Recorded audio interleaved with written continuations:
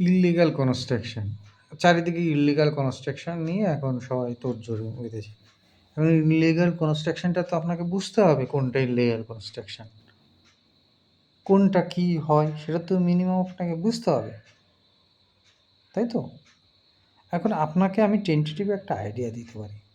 সে আপনার যত জমি আছে তার 50% যদি আপনি ধরে বাড়ি করেন, তো মোটামুটি আপনি সেফ সাইডে থাকবেন। এবার এটা ডিপেন্ড করে 65 মিউনিসিপ্যালিটি টু মিউনিসিপ্যালিটি ভ্যারি করে। কোথাও বলে দেয় যে 70% আপনি ইউজ করতে পারেন, কোথাও 65% ইউজ করতে পারেন, কোথাও 50, কোথাও 45, কোথাও 30, এরকম ডিপেন্ড করে। এবার জেনারেল রেসিডেন্সিয়াল বিল্ডিংয়ের ক্ষেত্রে আপনি 50% ধরেই এগোন, 50% ধরেই আপনি এগিয়ে যান। একতলা বাড়ি দুতলার ক্ষেত্রে আপনার 60%। তার মানে কি? মানে মোদ্দা কথা এটা পার্সেন্টেজে বললাম। এবার চারিপাশে ছাড় অনুযায়ী বলতে পারি 4 ফুট, 3 দিকে 4 ফুট, চারিদিকে 4 ফুট না, 3 দিকে 4 ফুট, পিছনে দিকে 8 ফুট ধরে নিন, 6 ফুট ধরে নিন আপনি। পিছনের দিকে মানে যেদিকে আপনি সেফটি ট্যাঙ্ক করবেন, সেফটি ট্যাঙ্কটা যেদিকে থাকবে সেই সাইডে আপনাকে 6 ফুট জায়গা আপনার চাই মিনিমাম। এবার এটাই ছাড়টা আবার বাড়বে কিভাবে না, আপনি 3 তলার উপরে যেই চলে যাবেন তখন এই ছাড়গুলো বাড়তে থাকে।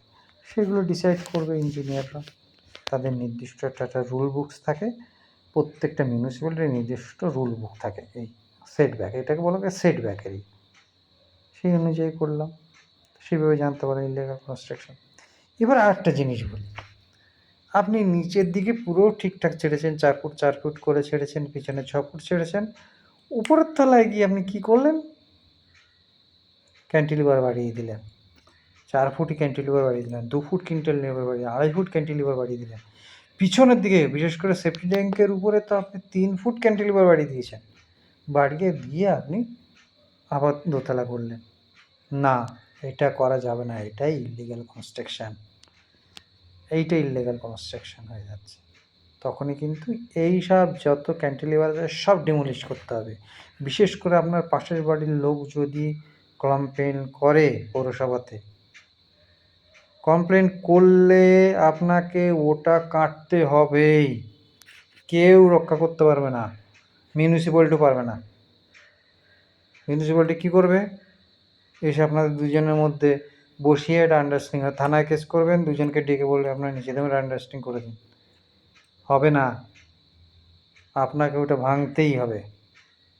যদি আপনার প্রতিবেশী যদি ক্লিয়ারেন্স দেয়, আপনার প্রতিবেশী এনওসি দিয়ে দাও, কোনো অসুবিধা নেই, আপনি এনওসি নিয়ে নিন প্রতিবেশীর কাছে, এনওসি নিয়ে লিখিত দিন, পৌরসভা আপনাকে কিছু বলবে না, যে না আমার তো কোনো অসুবিধা নেই।